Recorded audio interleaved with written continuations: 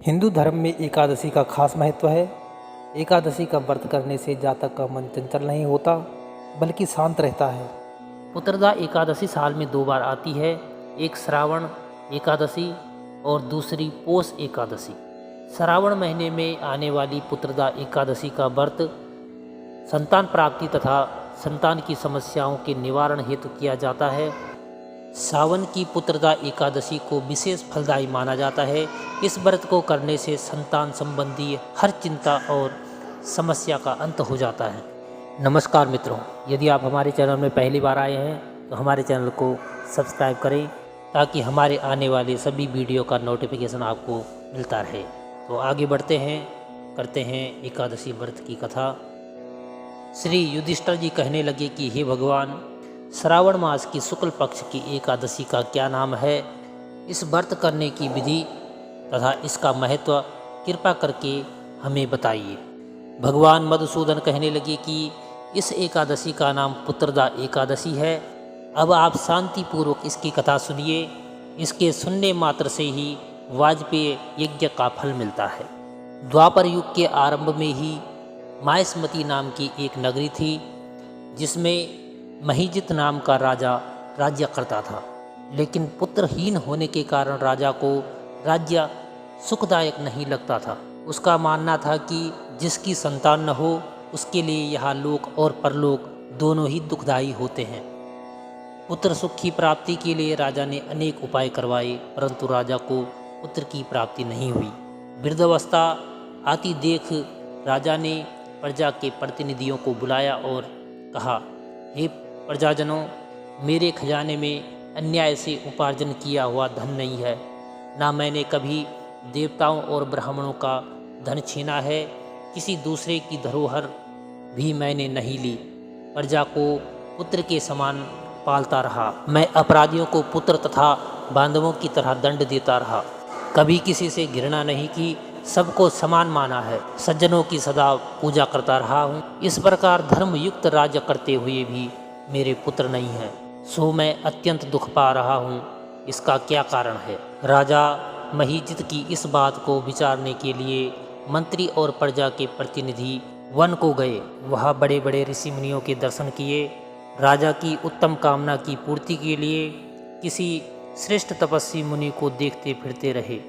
एक आश्रम में उन्होंने एक अत्यंत वयोवृद्ध धर्म के ज्ञाता, बड़े तपस्वी, परमात्मा में मन लगाए हुए, निराहार, जितेंद्रिय, जितात्मा, जित क्रोध, सनातन धर्म के गूढ़ तत्वों को जानने वाले, समस्त शास्त्रों के ज्ञाता महात्मा लोमस ऋषि को देखा, जिनका कल्प के व्याप्त होने पर एक रोम गिरता था।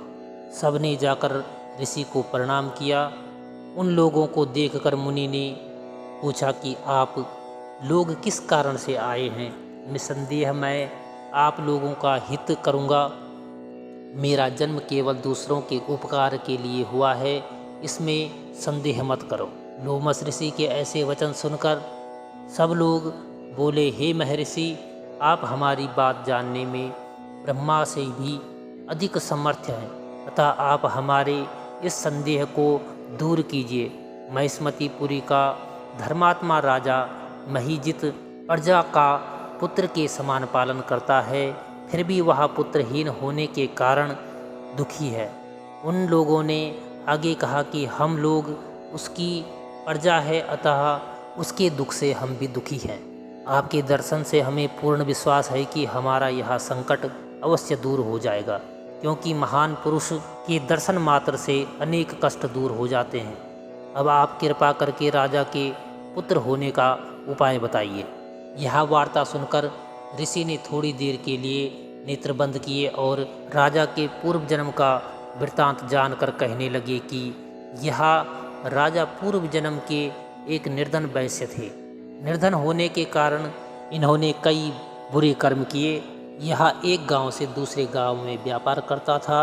एक समय ज्येष्ठ मास के शुक्ल पक्ष की द्वादशी के दिन मध्याह्न के समय जबकि वह 2 दिन से भूखा प्यासा था, एक जलाशय पर जल पीने गया। उसी स्थान पर एक तत्काल की ब्याई हुई प्यासी गौ जल पी रही थी। राजा ने उस प्यासी गाय को जल पीते हुए हटा दिया और स्वयं जल पीने लगा। इसलिए राजा को यह दुख सहना पड़ा। एकादशी के दिन भूखा रहने से वह राजा हुआ और प्यासी गौ को जल पीते हुए हटाने के कारण पुत्र वियोग का दुख सहना पड़ रहा है। ऐसा सुनकर सब लोग कहने लगे कि हे ऋषि, शास्त्रों में पाप का प्रायश्चित भी लिखा है, अतः जिस प्रकार राजा का यह पाप नष्ट हो जाए, आप ऐसा उपाय बताइए।